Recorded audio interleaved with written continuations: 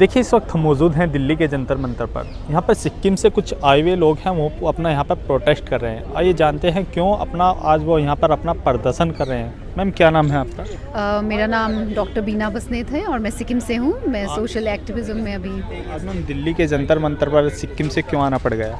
जैसे देखिए अभी आप लोग मीडिया के भी किसी के नज़र में नहीं आती है नॉर्थ ईस्ट के स्टेट्स, सारे छोटे छोटे स्टेट्स है और डिसकनेक्टेड है मोस्टली।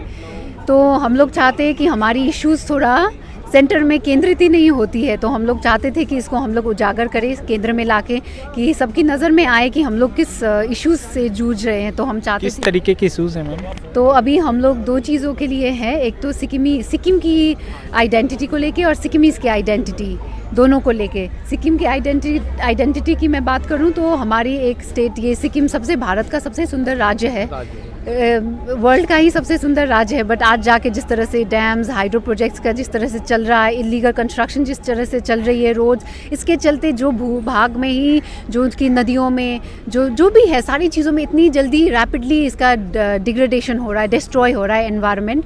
ग्लेशियर्स अगर आप देखें, अगर स्टडी करें, ग्लेशियर्स मेल्ट हो रहे हैं, याक्स कितने मर रहे हैं हमारे। तो सिक्किम जो सुंदर राज्य था उसकी सुंदरता ही आज नहीं रही, तो उसका अस्तित्व तो चला गया ना। क्या वजह है मैम, क्यों? वही मैंने बताया कि जिस तरह से डेवलपमेंट यहाँ से तो केंद्र से तो चाहते हैं सस्टेनेबल डेवलपमेंट हो जाता है, जब वो यथार्थ में ज़मीन में आता है तो बीच तरह से जो सिस्टम चलता है उस सिस्टम से न्याय नहीं मिल रहा है। वो ज़मीनी स्तर पे आते आते वो जो सस्टेनेबिलिटी का क्वेश्चन ही नहीं रह जाता है। तो इसके चलते हमारा स्टेट का ही जो हम चाहते हैं एनवायरमेंटली जो सस्टेनेबल डेवलपमेंट हो, डेवलपमेंट के नाम पे कितने लोग डिस्ट्रॉय करने पे लगे हुए हैं, तो हम चाहते हैं कि सिक्किम को अपना एक वो सुंदर आइडेंटिटी, एक सबसे ग्रीन स्टेट, बिकॉज ये इंडिया के लिए ही इम्पॉर्टेंट है। आप लोग भी तो थोड़ा सा सांस अपना लेने के लिए तो हिल स्टेशन में कि स्वच्छ हवा हो, और वहीं नहीं रहा तो हम लोग कहाँ जाए? सब जगह तो ऐसी ही है, पोल्यूशन है, सब कुछ है। अब जाके एक दो जगह बची है, वो भी सब तबाह। अभी देखा आपने जोशीमठ का कैसे हो रहा है, शिमला किस तरह से धंस रहा है। माने इन सब चीज़ों से हमें है कि वो होने पर तो क्या कर सकते हैं, जब होने से पहले थोड़ा भी है जो उस पर ध्यान अगर केंद्रित करके उसको बचा सके। और दूसरी हैं जो लोग वहाँ पे रहते हैं, अब 80% नेपाली भाषी सिक्किमीज़ लोग हैं जो इंडियन मूल के है ना। पहले जब 1975 में जब इंडिया में आए तो सारे लोग इंडिया को अपना एक मातृभूमि मान के सब लोग इंडिया के साथ जुड़ गए हैं।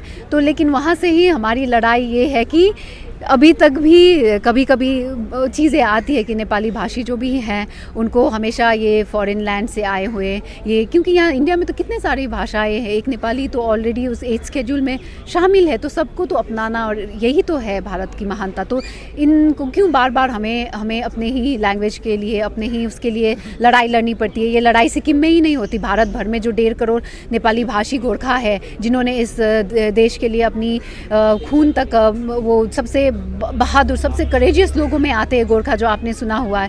तो ये सब अपनी अस्तित्व की लड़ाई लड़ते हैं कि उनको रिकॉग्निशन, एक आइडेंटिटी, अपने अस्तित्व को बचाने का एक माने लड़ाई लड़नी पड़ती है। तो हम चाहते हैं कि ये में भी आता है गोरखा रेजिमेंट। जी। तो ये महान, सबसे लॉयल, सबसे करेजियस, सबसे ईमानदार लोगों में से आते हैं। तो हमें क्यों बार बार, हम तो भारत का अंश है, एक सबसे अहम, एक मुझे लगता है कि हम लोग जो देते हैं, हम बॉर्डर पे अपनी सीने पे गोली लेने के लिए तैयार है, लेकिन वही है कि हमें भी अपने अस्तित्व की लड़ाई लड़ने ना पड़े, है ना। तो ये मांगे, इसके लिए हम रिस्टोरेशन ऑफ जो नेपाली सीट जो था वो आरक्षित कर देंगे तो हम लोग सिक्योर फील होंगे।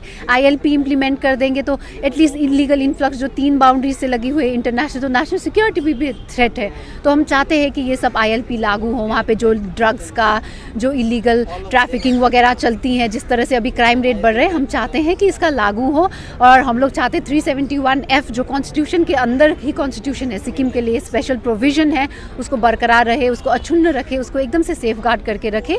और हमारे एनवायरनमेंट को, जो आप लोगों को बताया कि Sikkim can't be the next Joshimath, so we want both Sikkim and Sikkimese to be saved. Ma'am इसमें गवर्नमेंट जो है, वहाँ की सिक्किम की गवर्नमेंट है, उसके सामने अपना कुछ अपनी बातें रखी? हम तो बार बार रखते हैं। देखिए हम तो लड़ाई इतना लड़ते हैं कि, बट वही है ना, वोट बैंक पॉलिटिक्स के चलते यहाँ पे जो और चीज़ों में तो ध्यान केंद्रित नहीं होता। यहाँ पे तो आपको सबको डिवाइड करना होता है, ये पहले से चलता आ रहा है कि सबको डिवाइड करना है, सबको जातियों में बांटना है, जो भी मनी के थ्रू पॉलिटिक्स, जो भी मसल के थ्रू पॉलिटिक्स ये चलना है। तो जो भी और डेवलपमेंटल जो भी ये इश्यूज़ होते हैं, सेंसिटिव इश्यूज़ के चलते उसमें केंद्रित ही नहीं है ध्यान। तो हम चाहते हैं सेंटर उनको थोड़ा सा अपना ध्यान एक केंद्रित करने के लिए कि जो स्टेट को भी झकझकाए, जब ऊपर से आएगी तभी तो झकझक आएंगे। मैम कब से आपका ये प्रोटेस्ट चल रहा था? तो मेरा तो आज मैंने यहाँ एक दिन का धरना, बट मेरा केसेस, मैंने जो पिटीशन वगैरह लगाए हैं वो चल रहे हैं।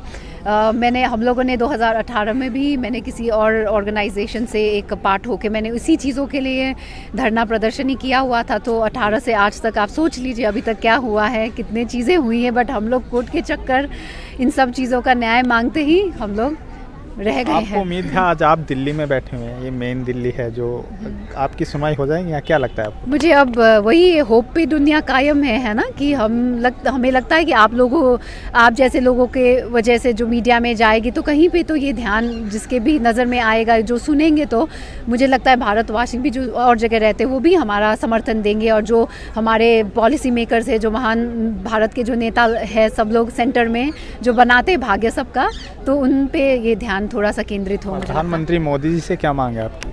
वही मोदी जी से, वही ऑनरेबल प्राइम मिनिस्टर सर का विजन अच्छा है नॉर्थ ईस्ट को लेके। वो चाहते हैं नॉर्थ ईस्ट ग्रो हो, डेवलप हो, सस्टेनेबल, और वो क्लाइमेट चेंज को भी लेके कंसर्न है। बट वही होता है यथार्थ में, मैंने बोला home minister sir, prime minister sir, वो अच्छी विजन रखते हैं, बट जाके जब वो यथार्थ में ज़मीन में जाता है, चेक एंड बैलेंस सिस्टम, अब वो दूर है, तो उनको भी सब चीज़ें तो पता नहीं जो एक सिस्टम से जाती है, बट वहाँ पर पॉलिसी अच्छी तरह से जब ट्रिकल डाउन नहीं होती, जो सही ढंग से चलनी थी वो नहीं हो पा रहा है। तो जब उनके नज़र में आएगा, ध्यान में आएगा, तभी जाके वो फिर से एक जो भी है उसको करना पड़े, चेक करना पड़े, या जो भी है करें। आपकी मांगे नहीं मानी जाती हैं तो अगला कदम आपका क्या होगा? नहीं, हम तो मांगते रहेंगे जब तक हमें नहीं मिलेंगे। कब से चल रही है लड़ाई, 2018 से चल रही है, हम तो मांगते ही रहेंगे जब तक नहीं मिलेगी। बिकॉज यही है, हम लोग आके उच्च न्यायालय में, यहाँ पे जो सबसे बड़ा डेमोक्रेटिक कंट्री का एक ये जगह में आके बैठे हैं, तो मुझे लगता है सुनवाई तो होगी एक ना एक दिन। सो इसी उम्मीद पे कायम है हमारी, आगे जो भी है इसी उम्मीद पे है कि उनकी सुनवाई होगी। Okay, thank you.